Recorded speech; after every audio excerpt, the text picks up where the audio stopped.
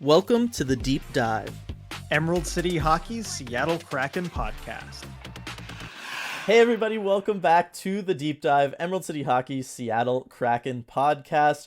RJ, we survived August. We survived the dead times for NHL and hockey as a whole. And now we're into September and nothing's happened yet. Is the bottom line. I miss hockey so much. I thought maybe some news would start to arrive as September happened, but no, we don't have a training camp schedule yet. We don't really. We have a couple minor news for the Kraken and the Kraken organization, but still really waiting on the meat of everything and waiting for next week. We really can kind of get into those pre-training camp storylines. But for the time being, not a whole lot. I have to just try and survive on early college football, and it's not enough, Dylan. No, it's not. I mean, I don't even know if regular football, NFL football is going to be able to do it. That being said, there's plenty of other fun things going on, right? Including over at Queen Anne Beer Hall, the wonderful sponsor of this podcast, which, as I hear, RJ, is going to have a pretty big event involving a pretty big team in Seattle. They are. So I was over at the beer hall the other day.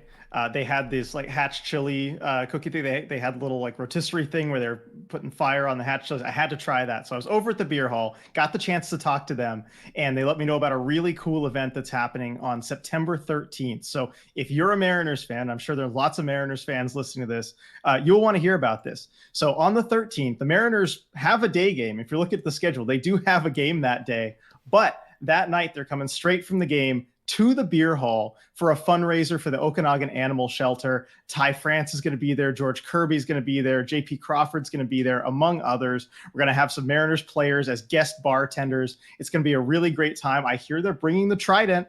I hear they're going to bring the Trident with them too. So it'll be a great fundraiser for a great cause. I mean, heck, if you're a Mariners fan, go to the beer hall for the game, stay after, because the players are going to show up on the 13th. So I had to tell you all about that event. It sounds like a really great time.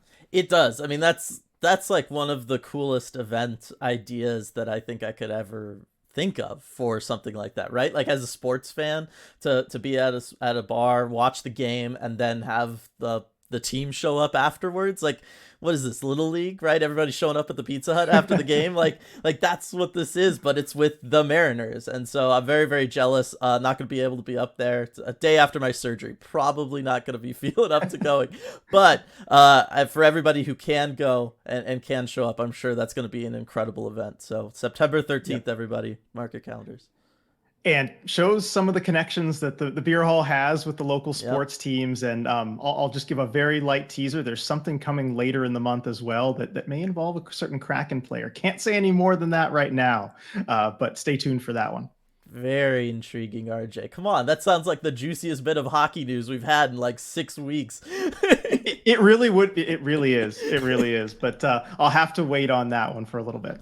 All right. So that's not the only thing we got to talk about here at the start before we can start getting into the news and notes of the week, and then of course the deep dive segment.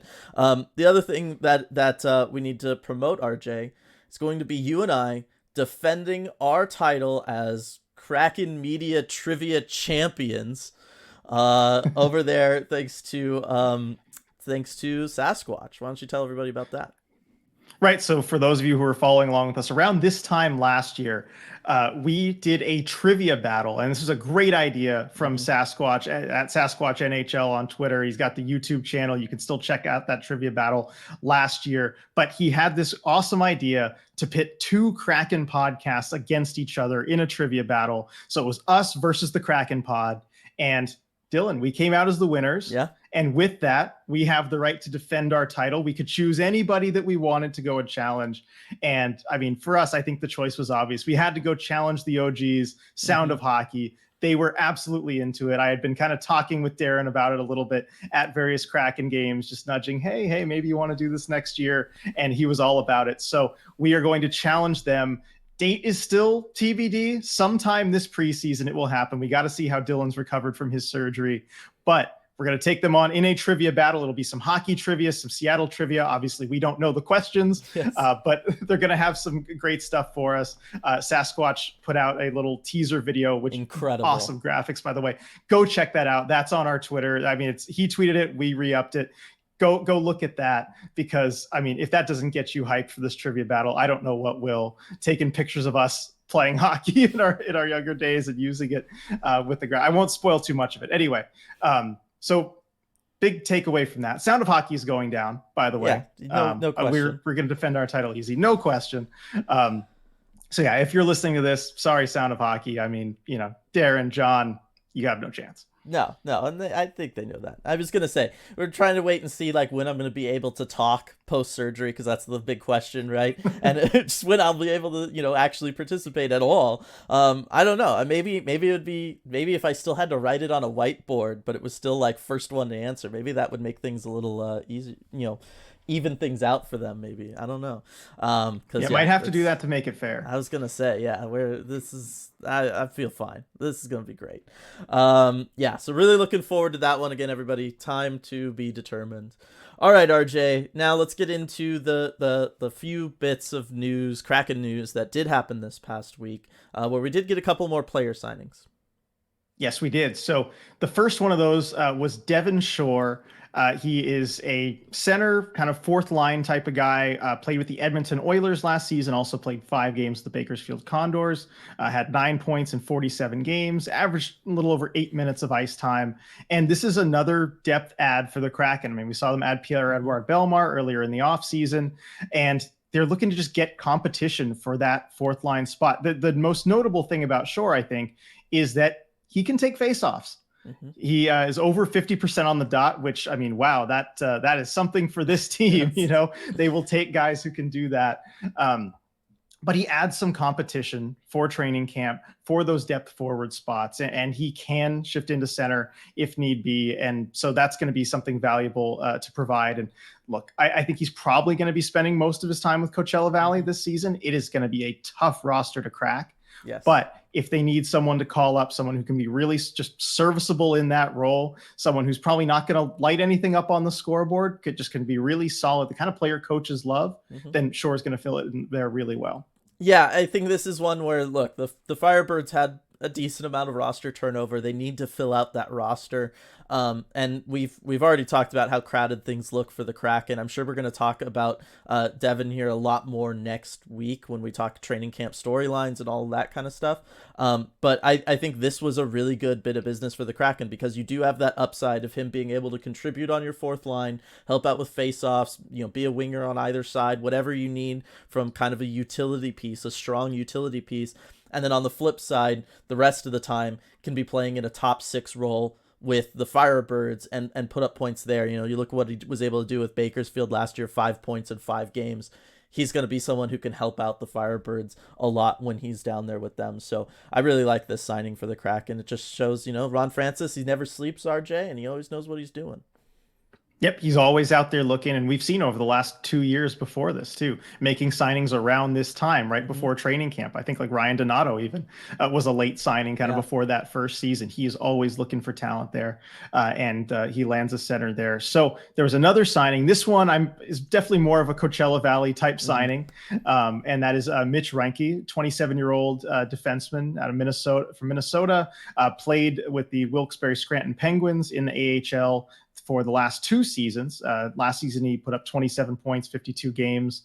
Solid AHL type defenseman. Like you said, there's just been a lot of turnover on this Firebirds roster. You're going to need new players to come in. And especially on the blue line, where maybe you have a Riker Evans who's spending some time in Seattle. You don't know what's going to happen. You need another solid defenseman there. I mean, he's an AHL veteran. He's played plenty of games, and he's still 27 in the prime of his career. So that's going to be a good addition for Coachella Valley as they look to compete again this year. Yeah, can move the puck a little bit, do all that kind of stuff. Yeah, no, he's a solid guy. Should be fun watching him play down there in the Valley. That's right. All right, and that's it for news and notes, because it's early Pretty September. Much, yeah. We promise everybody the stuff is coming again. We all know it. Just got to survive another week or so. Oh man. All right. Then moving on to the deep dive segment of this week, RJ, because we did all of our way too early stuff last month through the month of August. And this is a Kraken focused podcast. We mostly talk about all the news with the Kraken. That's the focus. That's why we're here, right? That's why we're Emerald City Hockey. We're talking about the Kraken. But other stuff does happen around the NHL, RJ. Right? Believe it or not, Kraken aren't the only team making free agent moves. They're not the only team making trades. They're not the only team drafting even. So there's a bunch of stuff that happens around the NHL. So we thought we'd take this kind of last slow week of the NHL offseason to take a look at what other teams around the NHL have done this past offseason and how it then might impact the Kraken, because this is still a Kraken-focused podcast, and we just ultimately care about the Kraken. So that's what we're going to be doing here, and I think we'll probably start with this first one because I think this one is a really good and juicy one to jump into, RJ, and that is the Austin Matthews extension that he signed with the Toronto Maple Leafs. He's going to be staying there. He's got 1 year left on his deal, and then he signed an extension for 4 more years after that. And the big question is, looking at the term and the money, which we'll get to in just a second, how is this then potentially impacting the extension prospects of Matty Beniers and the extension that we all kind of felt was going to happen this offseason, but hasn't happened yet? And does maybe this throw a wrench into that? Maybe do numbers get reconfigured in the new context of the world in which we're living in which Austin Matthews was able to sign this this big deal? So why don't you fill everybody in on the term and the money there, RJ? Right. So first of all, I'm just really happy we get to flip this on its head. The whole, how does this affect the Leafs with every single league-wide story? But now look at this, a Leaf signing. How does this affect the Kraken? Mm-hmm. So I'm happy we're going to get to go through some of the league stories and do that, starting with, of course, the Leafs. So Austin Matthews, biggest story probably the last few weeks in the NHL, signed an extension, 4 years at $13.25 million per year. That's the cap hit. Very bonus heavy. I mean, this is as player friendly of a contract as you can sign. You know what? Austin Matthews had a ton of leverage. It takes up 15.87% of the cap for those of you looking to compare kind of by cap percentage. So this is a big contract extension. I mean, it's the highest AAV of any player in the league. He kind of sets that new cap for what a player can be paid in the NHL. I mean, I think I should have looked this up, but I believe the CBA limit is 20% of the cap. So that would be 16.7 million AAV. So I guess he could have asked for more, but this is the deal for Austin Matthews. And it does beg the question for the Kraken and for other teams now, how does this change the landscape as far as really high-end players, what they're ending up being paid? Because we've seen this trend in the NHL where you're losing that middle class of contracts a little bit. Mm-hmm. You're having these really high deals for stars, and then you kind of have to bring in guys on ELCs to fill out your bottom six, to fill out your depth spots. As for Matty Beniers, I don't know, Dylan, what impact do you think this has, if at all, on the Beniers extension? Yeah, I mean, it's really interesting because as you talk about like the NHL as a whole losing the middle class, the Kraken, then you look at it and it's a team of the middle class, right? Like that's what this team is as far as the contracts and the players that they have. You look at how many guys was this? 1, 2, 3, 4, 5 guys with an AAV that starts with the 5, and that's not counting Philip Grubauer or Burakovsky down there on IR. So they got even more of them in that range. Defensemen like Jamie Alexiak and Adam Larson in the 4 range. Wenberg with a contract in the 4.5 range. So that's a big deal right there, is just that's not the makeup of the Kraken as it exists now, to have kind of superstars that make that level of money. That being said, Matty Beniers, we've been talking about this basically since he's arrived with the Kraken. He is their superstar. He is their future franchise cornerstone. We all knew that he was good. He's shown that he is that good and that he is that guy, and it is time to see what that contract's going to be for him. Look, there's no question that this kind of raises probably the number that we were thinking, because before we were thinking like, could it be even like 8.5, 9 maybe? Like we knew it was going up. It's no secret that the cap is probably going up next year, and certainly then a little bit over time. We don't know the exact figures, but just based on all the signings and the way free agency went this year, it seems like everybody's pretty much banking on that. I don't know. I don't know that this totally tweaks it. What I'm worried about, RJ, from like a team perspective, if I'm Ron Francis, I'm more worried about this affecting the term of a Matty Beniers extension and how much term Matty Beniers is looking to take rather than the overall dollar figure. Because the bottom line is Matty Beniers hasn't done nearly as much as Auston Matthews has in this league. We know he's not gonna be asking for 13 or something because of this. I still think somewhere in the 9, maybe even 10 range starts looking like, okay, that's maybe what you're looking at now. But what I'm concerned with if I'm Ron Francis is Auston Matthews was a guy who kind of signed this deal to take him up to first year eligible free agency. That was already something that was noteworthy. And then this extension basically takes him until he's like 30. So he's going to be set up for then another payday after this upcoming extension. These aren't 8-year max term extensions that he's signing. And if you're Matty Beniers, if you're other young players around the NHL, do you kind of look at what he was able to do and you look at him resetting the entire NHL market because he signed that first extension when he was younger to take him to free agency years instead of the max term, and do you go, I want in on that. Like, that's a big payday. That's a big deal. Like, maybe I want something like that. And we see a Matty Beniers ask for a 6-year extension or something instead. Like, do you start worrying about that? That would be my worry. I'm not necessarily worried about that with Matty Beniers quite yet. I guess the longer that it takes before this deal gets done, then potentially. But I do wonder when we start to see star players that really go the Matthews route and signing shorter deals, because we haven't seen it a whole lot outside of Auston Matthews himself. I mean, take this contract and the last one together. It's a total of 9 years. It was 5 years before, and now it's 4 years here. Really looking to kind of maximize that value. I mean, I'm sure he anticipated when he signed that 5-year deal before this one, the cap would be much higher at this point than it is. I'm sure he didn't anticipate COVID happening. Yeah. But that's a player who really wants to bet on himself and maximize his earnings. And I do wonder if other players start to follow suit there. Players who are star players and they know they're star players. And I think it's becoming quite clear what kind of player Matty Beniers is. He's going to be a star in the NHL if he's not already. And so, yeah, I do worry about the term because, man, if I'm Ron Francis, I just want to get that deal signed for 8 years as soon as I possibly can. And I did ask Francis about that at the start of the offseason. I asked, is that something you'd like to get done this offseason extension? He said, yes, that is something we want to get done this offseason. And so I'm sure on his end, he definitely does. But if you're Matty Beniers and if you have more of a mindset like Auston Matthews, I'm not saying that he does, but if you do, then yeah, you might want to wait. And then you might want to sign a shorter deal and wait for the cap to go way up and then see what you can net yourself in 3 or 4 years after a bridge deal. So I guess that would be my biggest worry on the Beniers contract. As for the AAV, I was thinking 10 from the start. Look, that's just kind of what's going to happen, I think. Also, I talked with Ron Francis about this at the start of the offseason because I was curious about the middle class question, right? Mm-hmm. Is that a way you're going to want to continue to build your roster? And he almost scoffed the question a little bit like, well, yeah, I'd love to be able to just only pay guys, $5 million or so or build a roster that way. But it happens to everybody and it's going to happen to us. So I think it's something that Kraken fans should definitely be preparing themselves for. Yeah, and I'm with you. I think if you can do 8 years with with a cap hit of 10 million for Matty Beniers, I think you probably go ahead and do that as the Kraken, right? Go ahead, lock him up. Would. You're getting some UFA years on the back end there, and you're keeping that relationship really solid with the player. You've got your franchise cornerstone. It just helps your future outlook too, just to know that look, this is a set number I can work around. I know what this is. It's not going to be changing anytime soon. Now I can plan around it. So it's a very valuable thing.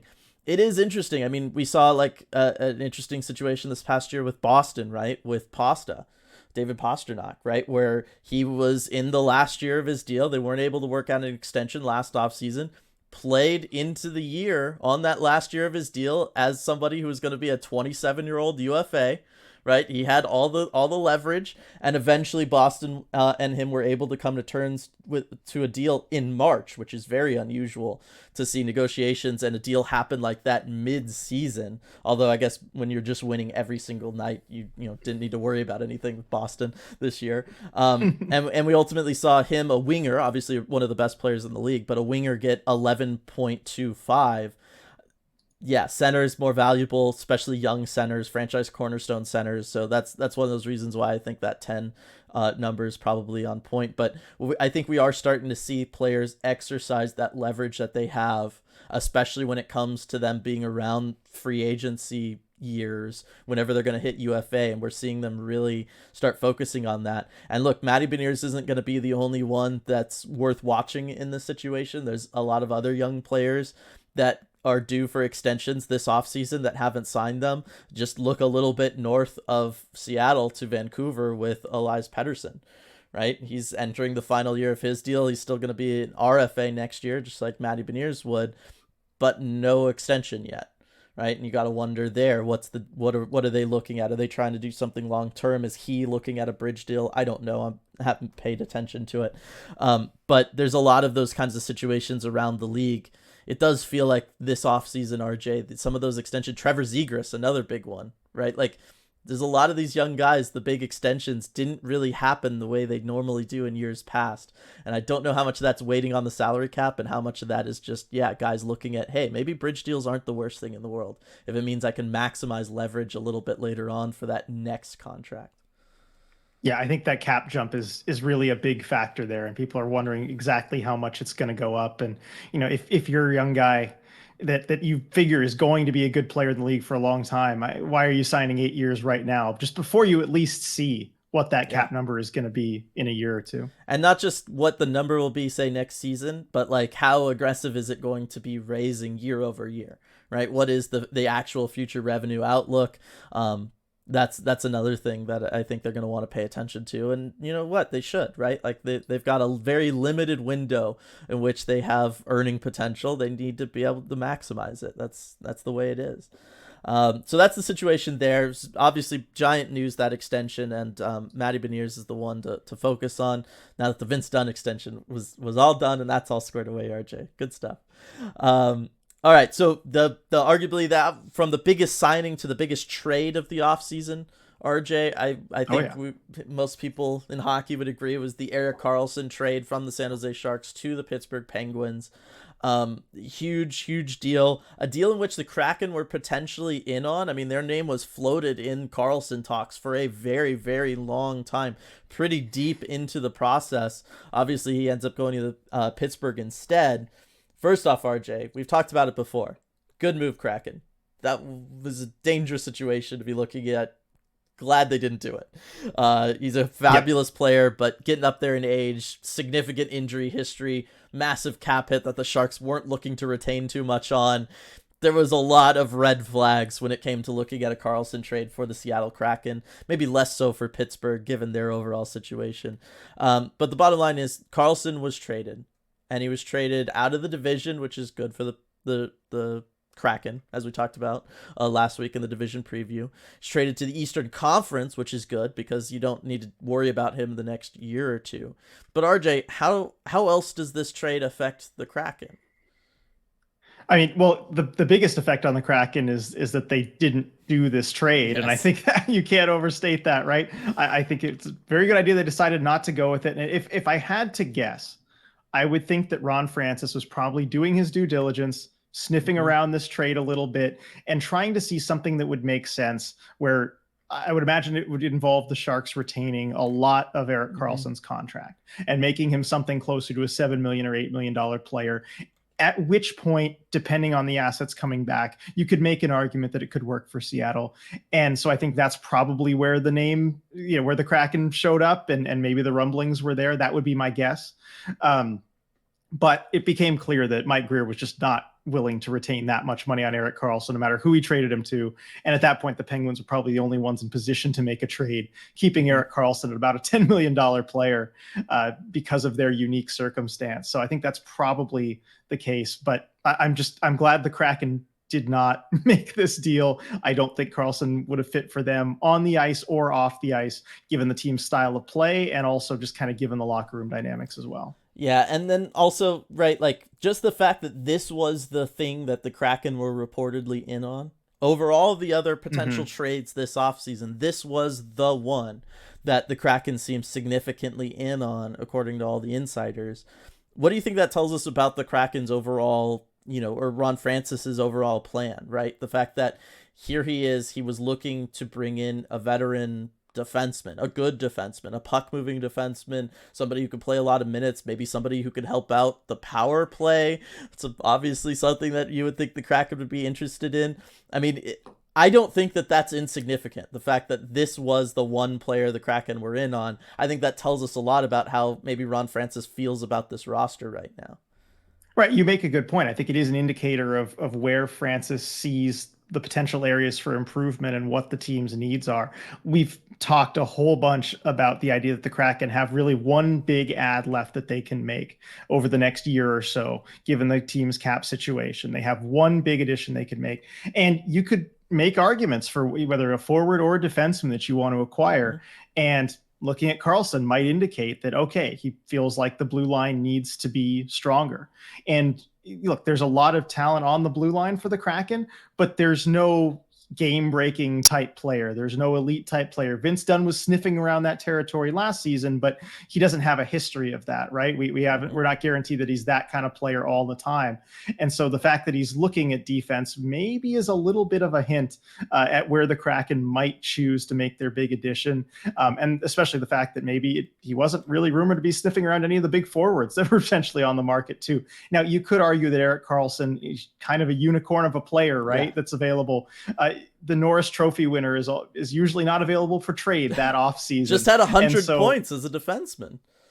Right. I mean, you could go back decades before any player like that was, putting up those numbers in the league as opposed to just being available for trade. So maybe it was just kind of a one-off where it's like, okay, well, when you have a player like this that we just haven't seen a season like this from a guy in a long time, you have to be doing your due diligence. But it could also be a hint at what he's looking at. I don't know how involved the Kraken were. Do you remember from the insiders on like a potential Chychrun deal? I know we certainly wanted them in on it, but do you remember if they were actually rumored to be involved? I don't remember. Not really. No. Yeah. We never really heard about them being involved. Like they were one of the teams when it was like half the league had checked in on the situation. But once it started getting narrowed down, the Kraken were not amongst them. Yeah. So I don't know. Maybe the more I think about it, the more I think that maybe it's just an Erik Karlsson thing and that this was a unique player. Mm-hmm. But I understand thinking that it might be an indication of where they're going with the next big ad. Yeah. So, well, I'm going to then jump down on our notes here, RJ, and pull up a name and a topic that we were going to talk about later, but I think it works well to talk about it now. And that's Alex Debrincat, who was another player who was on the market this past offseason. Somebody who scored 40 goals in this league multiple times, still very much in their prime age-wise, right? Late 20s. Somebody who it would have made sense for the Kraken to potentially be in on in a potential trade. And I know there's stuff about him, really kind of wanting to go home to Michigan and why he ended up in Detroit, that playing a part in that. But again, the Kraken weren't really rumored at all involved in discussions for somebody that seemingly fits exactly what they need. You bring in another top goal scorer, somebody who can contribute on the power play, somebody who could play with a Matty Beniers or a Shane Wright for a long time, and the Kraken just weren't really around. Does that change your thinking, or are you still just kind of Karlsson was a unique piece, that's kind of it, or are you thinking, no, maybe there is something to the fact that he was a defenseman? I think you do have a couple situations that involve unique player circumstances. The Karlsson one being where Ron Francis probably felt he had to check in on that situation. And for Debrincat, it sounds like he just wanted to go to Michigan. He wanted to go to Detroit. And in Debrincat's situation too, you had to be confident that you could get a long-term deal done with him. And that was the situation with him last season too. I mean, when he was traded to Ottawa from Chicago, where Ottawa was going to try and get a deal done with him. They couldn't. He didn't end up wanting to sign there long term. And that's a situation that your team can't really afford to go into now this year with him being as close to free agency, UFA, as he was. And so you had to know you were going to be able to sign him to a long-term extension. I think Detroit was probably the only team that was confident enough in that to be able to make that move. And so I just think my thought on it is that Ron Francis might have done some initial digging on Debrincat, but probably realized where Debrincat wanted to ultimately end up. I don't think Ron Francis is the type that's going to want to necessarily have to nudge or not force somebody to be happy somewhere they don't want to be. But I think he wants to play into where players like to play and want to be. We've seen that with the Giordano trade. He likes that kind of stuff. He wants to do right by the players and thinks that players should probably play where they want to play. And I think he probably saw that situation with Debrincat and then, figured that he was out. Yeah, and that certainly plays into a lot of what the Kraken have done for their players and the culture that they've cultivated and the overall feeling that players around the league are starting to have towards Seattle, right? I mean, that was a big thing that came out this past season was the rumor is amongst players around the NHL, Seattle's a fantastic place to play. Not just the city, but the organization as well. So that very much fits in with all of that. From a player extension to a trade, let's go a little bit different, RJ. Those all involve players, all right? But they're only the guys on the ice doing everything, right? That's not that's all they do. What about coaches? Because we had our own kind of coaching extension news this offseason with Dave Haxtell, but there was an even bigger one that kind of sent waves around the NHL just a little while ago, and that was Sheldon Keefe being extended by the Toronto Maple Leafs in a move that beyond confuses and mystifies me, RJ. Of course, my infamous Keefe rant was probably one of our more viral moments on social media all year. Which is crazy, from our Patreon podcast, link in the description below. But Sheldon Keefe gets extended, RJ, by Toronto. What does this mean? Now, we know Dave Haxtell was already extended for the Kraken. We don't need to talk about that. But just the idea that coaches with... I mean, let's face it, Dave Haxtell has more playoff success in his current job with the Kraken than Keefe does in many more seasons with arguably better rosters at times in Toronto. I mean, what does this mean just overall when it comes to how NHL teams view coaches as far as what we might see from the Kraken in the future? I think teams are potentially worried about not having their guy locked up and having a coach, if he does really well, reach the end of his contract, be on an expiring deal, and then be in position to negotiate for a whole lot more. I think teams would much rather mitigate that risk and sign their guy to an extension, even if it does mean potentially having to fire them with years left on that deal. I think we're really seeing that, certainly with Toronto and Keefe. I don't think they're, certainly guaranteeing that he's going to play out through that, the rest of that extension, coaching the team. So I think you're seeing that. And with the Kraken too, with Dave Haxtell having 1 year left on his deal. And you could see that if the Kraken take another step forward next season, and they go to that next level that we're all anticipating they can, and Dave Haxtell's contract is up, I mean, you're going to have to re-sign him, and it's going to have to be for a lot of money. And I think it's probably better to mitigate your risk there. I think the Leafs were maybe thinking the same thing. I guess if you do keep Keefe on for another season, you have a roster that's talented enough to win the Stanley Cup. I really do believe they have the talent in that room, if they could ever put it together, to go all the way. It's there. And if for some reason that all comes together and you have Keefe as a Stanley Cup winning coach on a deal that's expired in Toronto, you're going to be left having to pay him a whole lot of money. So I think that's probably the thinking there. Also, I just want to say, thank goodness we're talking about Toronto Maple Leafs again. We went 2 whole topics without discussing them. I don't know if I could, could hang on for a third one. I know, it was insane. I totally get it, and I agree. And it is kind of wild to think about Dave Haxtell with the Kraken in 1 year had more playoff success than Keefe has had in Toronto in all of those years, just by getting to Game 7 of Round 2. You want to do Keefe rant part 2? I don't know. I really thought, and I think everybody thought, that he was Kyle Dubas's guy. And that was why they hadn't moved on from Keefe.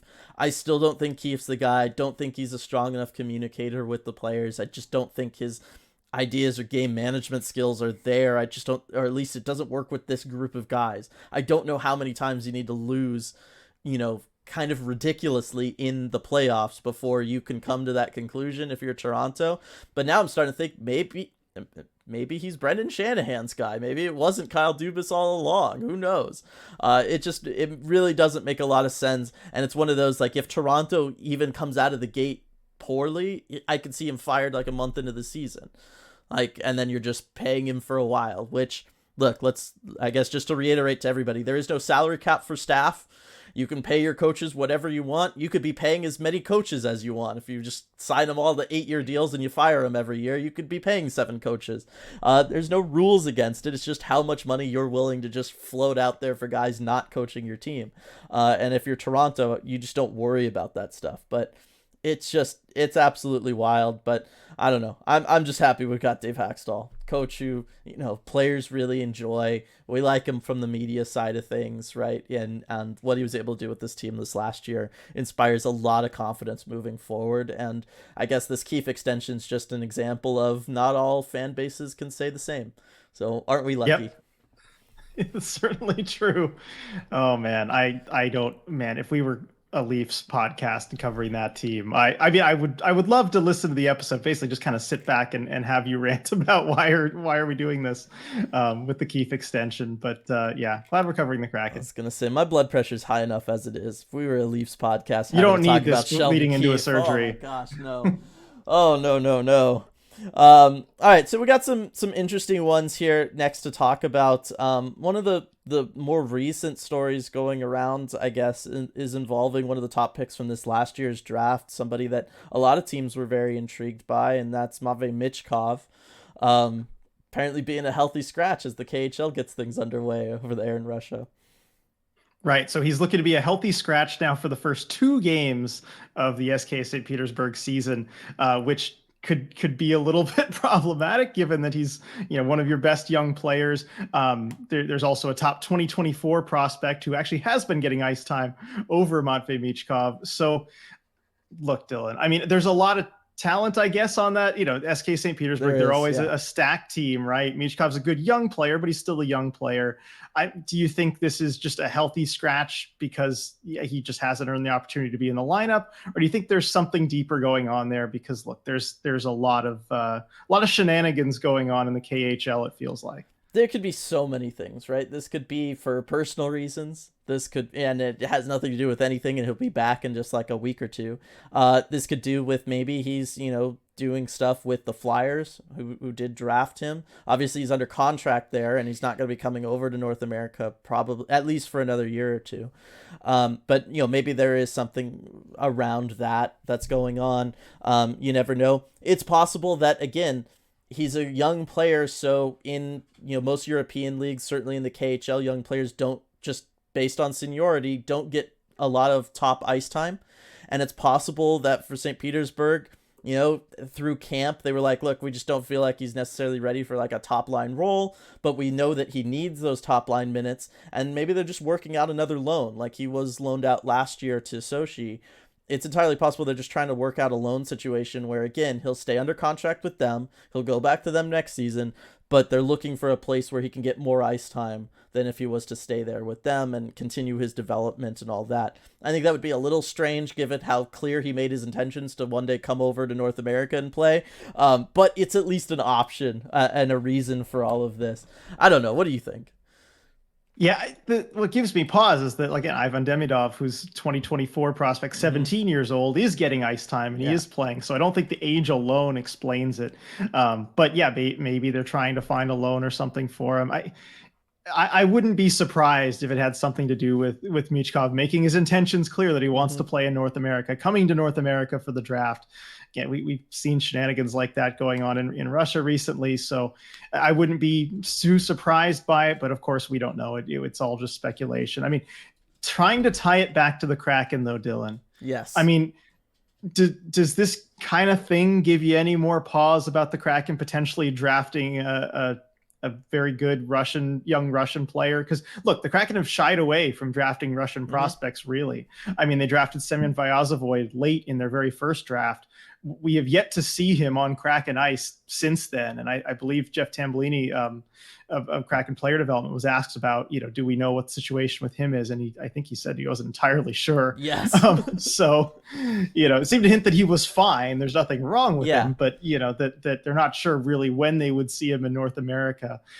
So does that give you pause if you're looking at maybe next year's draft or something, drafting a Russian player high? I know there's always that Russian factor. And we've always been pretty consistent, that you shouldn't be too worried about that if the talent is there. But this, at a certain point, if he continues to be a healthy scratch, that hurts his development. Players need to play. Right. Yeah. No, if the KHL as a whole, right? Like this could be a very much a situation where yes, the heads of Russian hockey are saying do this to St. Petersburg, right? Like you guys don't really actually need him. We're trying to send a message to players telling them that we don't want our young star players to leave to go to North America. If that's something that they're trying to lay down, then that is very significant.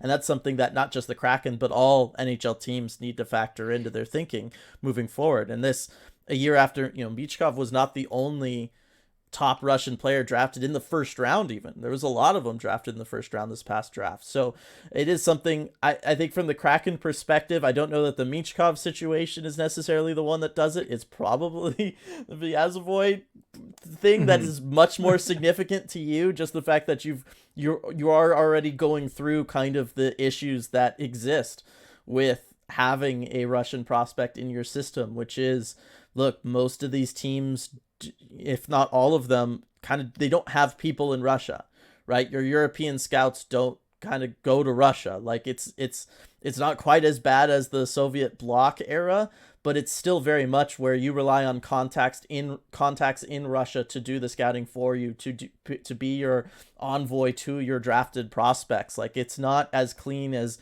if, say, you're drafting a Swedish kid and you can just call them up on the phone and you can talk with the organization they're playing with and all of that kind of stuff. That level of communication just still does not exist for prospects of yours that are in Russia. And I think it is something that the Kraken need to consider moving forward. I still think when you have a player as talented as Michkov, where, it was like Bedard and then him, talent level wise, in a very stacked draft class, you always take a chance on those guys. But when you're starting to look at anybody outside of like a top 10 prospect in that year's draft class, I think it absolutely has to be something that a team considers. And it does seem as though the Kraken are one of those teams that does consider that. Do you think, though, RJ, this is also an issue of the Kraken are a very good organization as far as melding both old school, just kind of based on what I'm seeing scouting, with analytics, and having, their analytics department very much be involved in the scouting and drafting process? Do you think it's also just a matter of maybe, there's not a lot of good data that gets out of Russia just because like none of that information gets out of Russia? Do you think that's also part of it? Is just they don't have anything analytical to go on, so they bank on the safer, North American or European prospects? I think that does factor in for sure. And teams like to draft from what they've seen and what they know, whether it's kind of the old school approach or the analytics approach. You want good data. And I think if you're working in hockey analytics, you have a good sense for when you have good data and when you don't have good data, especially, the numbers could be telling you certain things, but you might not be so confident where you're getting those numbers from. And I think that's something that anyone working that field is aware of. And also, if you do look at like NHLE, like comparing different league, again, this is kind of getting to the weeds here, but basically comparing different league strength. This is something that people working in amateur hockey analytics will try and do, compare different junior leagues with other leagues and kind of try and get NHL equivalency out of the strength of those leagues. Some of the recent data that we're getting, as incomplete as it is, tends to show that the KHL is not as strong of a league as it used to be. Mm-hmm. And so that's something that I'm sure, based on the publicly available data, that's what we're seeing. But I'm sure they have better privately available data that may even paint a stronger picture of that as well. And so that might be a reason that an analytics staff might shy away from some of these players. Some of the publicly available models, they showed Michkov, I think, is like, generational type talent given the numbers that he was putting up in the KHL, but there were caveats that I saw from some analytics people saying, look, that's based on a picture of the KHL that may not reflect the level that the KHL is at now. Mm-hmm. Yeah, no, it's interesting stuff, and it's certainly, as like an NHL fan, it's a situation worth monitoring. And as the Kraken have had 3 drafts and we've only seen one kind of Russian prospect picked in all those drafts, and that's like the one player we haven't seen all these years later. It is an interesting situation from the Kraken perspective. Another one that's kind of interesting and a little more, I'm not going to say off the wall, but it is kind of off the wall compared to some of the future topics we'll talk about and some of the ones we've already talked about. And that's with the forming of the PWHL, RJ, the Professional Women's Hockey League. It was big. I mean, this is a big moment for women's hockey, and it was a big part of what's gone on over this offseason in the hockey world.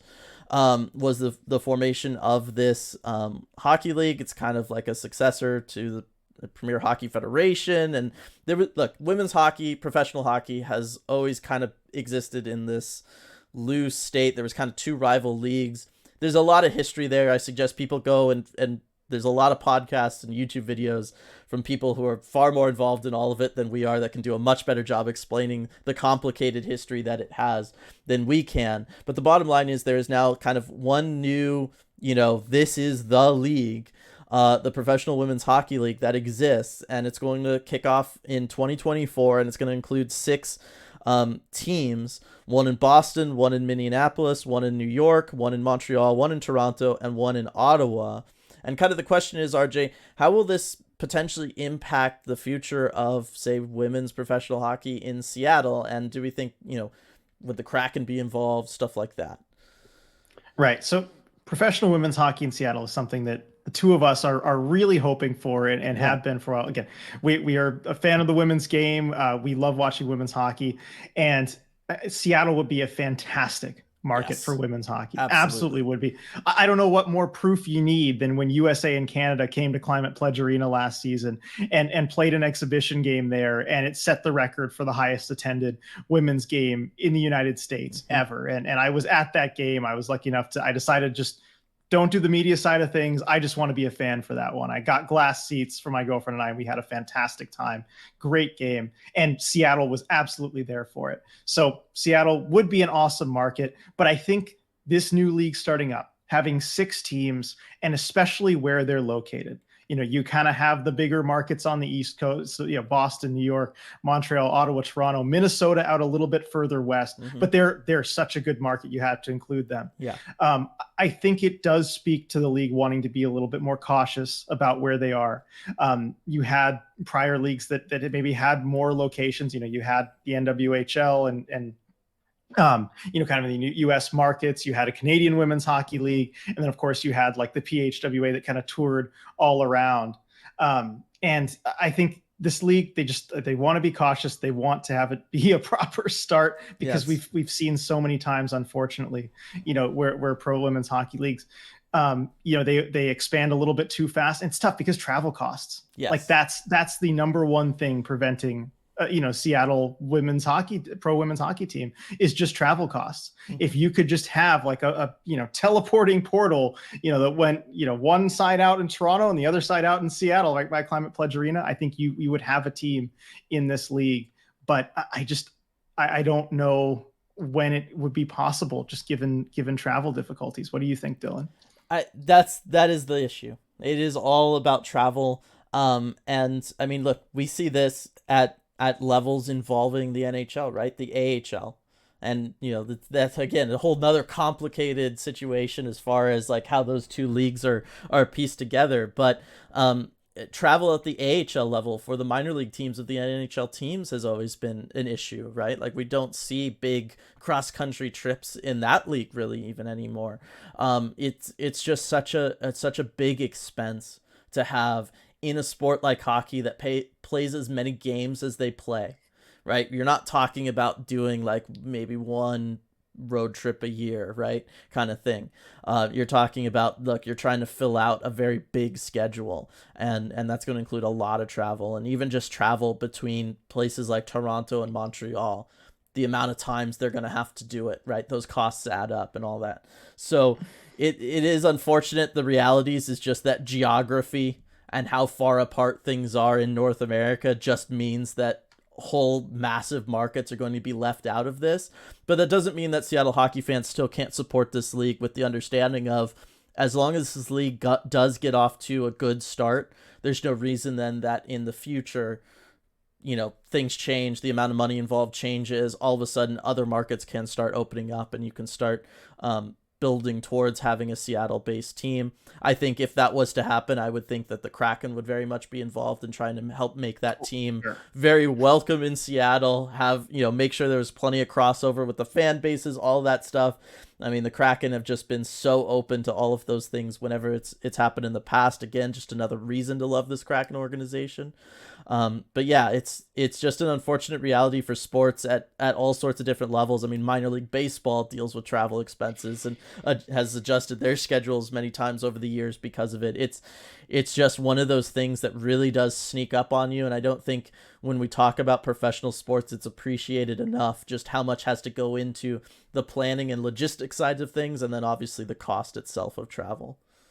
Yeah, and Seattle also, just given its location, is almost uniquely difficult when you talk about just the amount of miles that even you look at the NHL teams have to travel.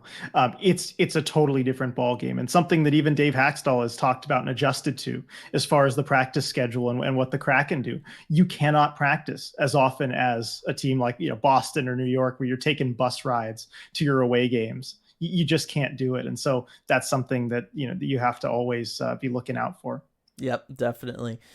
All right, RJ. So now let's get back to some more NHL stuff. These next two, we did our big Pacific Division preview last week on the podcast, kind of talking about what the division looks like around the Kraken, what we can kind of expect from all those teams, where we think the Kraken might fall into that.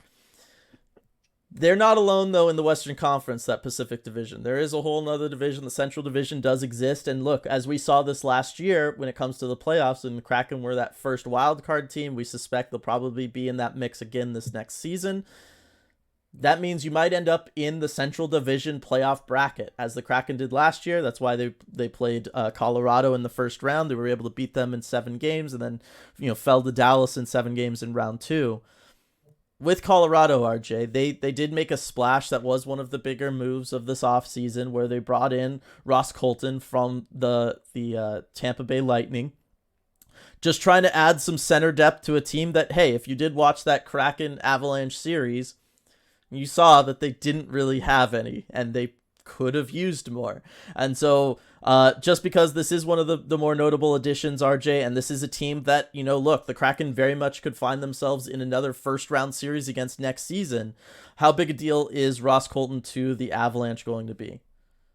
I think he combined with Ryan Johansson, because I think you shouldn't write him off as well. True. I think that was another big move. And between the two of them, the Avs are trying to become less top heavy than they were last season.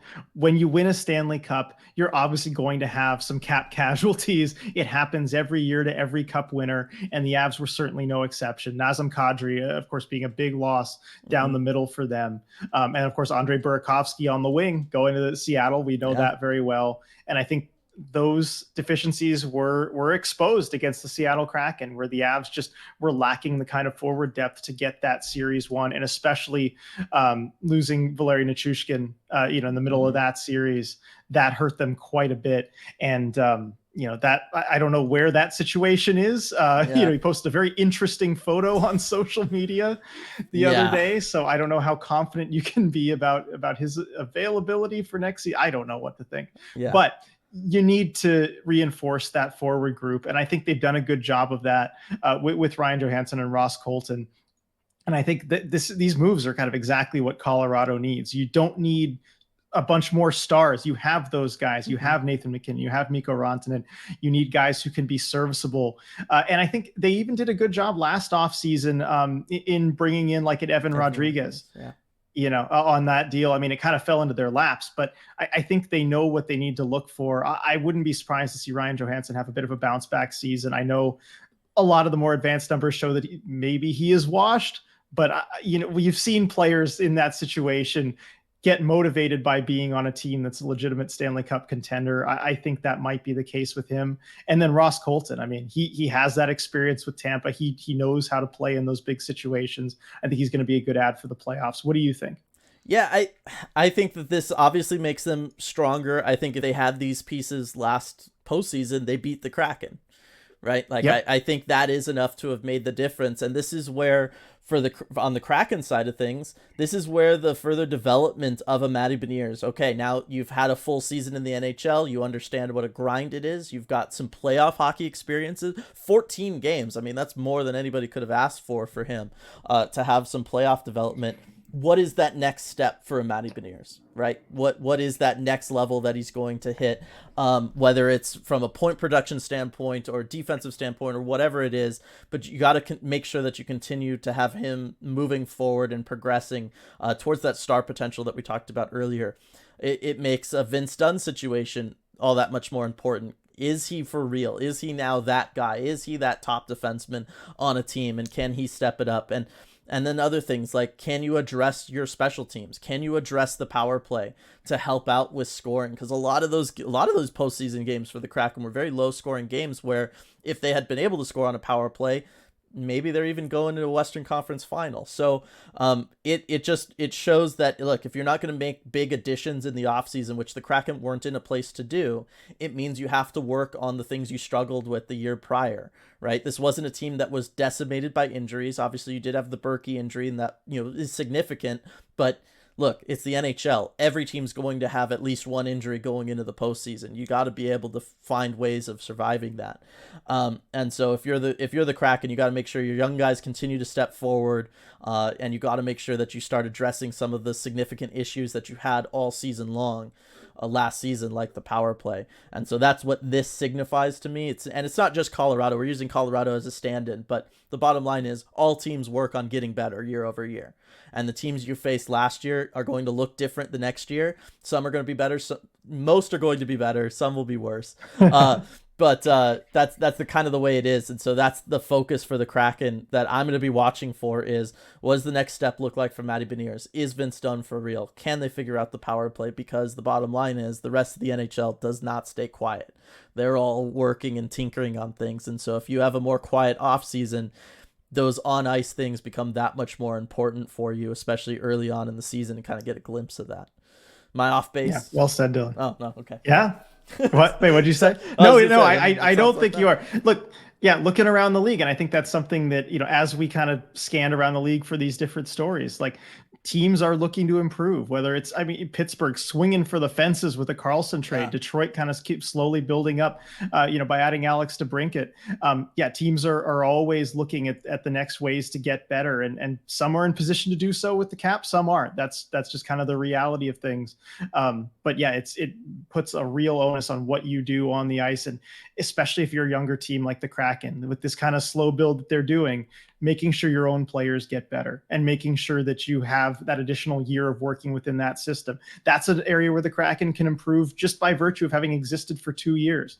You have teams, and Hackstall's pointed this out too, with forward lines that have played together for a decade, more or less. Yes. When talking about Boston, I remember Hackstall bringing that up, and it's true. And the Kraken just, they cannot have that because they've only existed 2 years. So those are the kind of things, that's the kind of growth that you need to have when you can't make a big addition to the roster. Yep, exactly.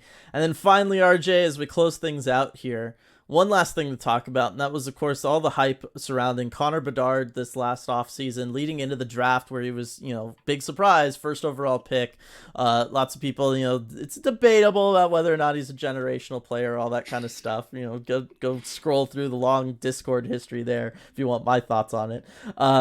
But the bottom line is he's here. He's with Chicago. I'm sure he's going to be a good player this year, RJ.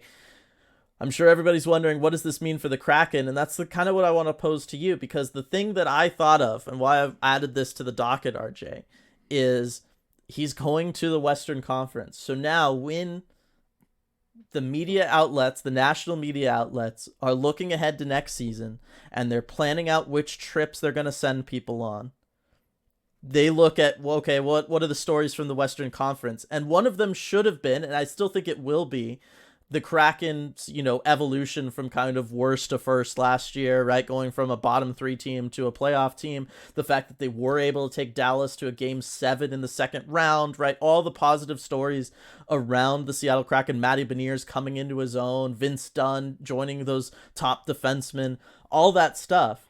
The problem is, as we talked about earlier with travel expenses and, all these giant, big money things like in AHL, and I know big money and relatively speaking, having, travel concerns. We know about this from the larger sports media landscape as ESPN has had to do many layoffs. The Athletic is not going to have dedicated beat reporters for all MLB or NHL teams, moving forward.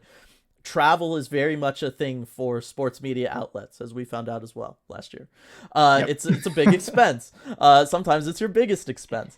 And so what I'm worried about here, RJ, and I'd love your opinion on, is when the big, the ESPNs, the Sportsnets, TSN, all that stuff, when they start looking at, okay, we've got X amount of travel budget to start kind of leaving the East Coast, leaving the greater Toronto area. When they look at the Western Conference, they're going to go, well, we need people there for Bedard. And they might not say, hey, we need people in Seattle to see kind of this awesome story that they have developing. I'm really worried about that. I do think there is a natural momentum towards markets, like Chicago, that even for travel is just not as far away from the East Coast, but is also a cool city to go visit. I think no one's really complaining about, making the Chicago trip as far as a road trip. I do think there is kind of that momentum where you either have a market like that with a young star player like that, or you have, a star player like a Connor McDavid that forces you to go, out to Edmonton for a trip. Mm-hmm. It is kind of that balance, back and forth, or you have Stanley Cup champion Vegas, and Vegas is probably top on a lot of people's lists as far as, the trip they want to go out and take. I mean, we've taken that trip. It's great. Mm-hmm. And then you have LA still being a really good team. And so you kind of have a lot of forces in the West, pulling you maybe somewhere else besides Seattle. And I think Bedard does add to that. And even for media coverage that doesn't involve travel, because he is, anywhere from, generational player, as some people are saying, to just a plain old star player is probably the worst of the range of outcomes. You're going to have a lot of that media coverage. I mean, I've already just been fed things on Twitter and Instagram, about he's working out with McDavid, Dylan. Like, you see, he's working out with David. What does that mean, Dylan? Yeah. What does it mean that Bedard's working out with McDavid? It means that they're both BioSteel athletes, because I'm pretty sure that was at a BioSteel camp where BioSteel just wanted to showcase that they have signed all these people to drink whatever powdered drink they've created. Yes, BioSteel. Hey, BioSteel, if you're listening, you have the chance to sponsor the Connor McDavid and Connor Bedard of the podcast game. Of course, I am Connor Bedard because Dylan thinks that I'm overrated. But, so which one is which. But it is just one of those things where, it's unfortunate. You talked about the unique travel kind of situation Seattle exists in, and I don't know. It's just unfortunate that it feels like the Kraken might be stuck in this situation for a little while, right? Like that it would take like a Stanley Cup berth before it's really like, okay, let's pay attention to what Ron Francis has going on there. I mean, even when the Kraken do big things, even when they have Matty Beniers winning the Calder, right, as Rookie of the Year on our team, on our first, playing on the first line. It means something somewhere. It means something everywhere else but Seattle. But playing on the first line, winning the Calder, going to a Game 7 of round 2, right? Matty Beniers could have, and if he was in a different market, would have been a massive league-wide story this year. And because he was in Seattle, he wasn't. And this is something all sports fans know. If you're a West Coast sports fan, you just know this is how it is. The time zones obviously play a big, massive role in this. People on the East Coast, it's hard to stay up till midnight or 1 o'clock in the morning watching these West Coast games. I get that. But it is just one of those kind of unfortunate realities that we're all going to have to deal with out here with the Kraken. But it also means, RJ, I guess, looking at it from our perspective, people have to come to us for Kraken news. I guess that's okay. Nationally. Obviously, Seattle's already coming to us, but I mean nationally. Yeah. No, that's a way to look at the bright side of it. But I think the Kraken, again, just like last season, they can force themselves to become a story. At a certain point, you can't ignore what they're doing if they continue with that kind of success. And I think that's true for any NHL market.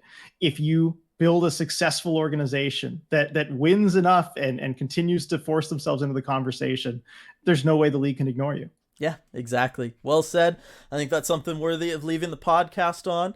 One more shout out to Queen Anne Beer Hall. Again, everybody mark your calendars September 13th for that big Mariners show up after the game, bring in the Trident, being bartenders for you. I mean, you literally can't ask for more as a sports fan. So definitely everybody go check that out at Queen Anne Beer Hall on September 13th.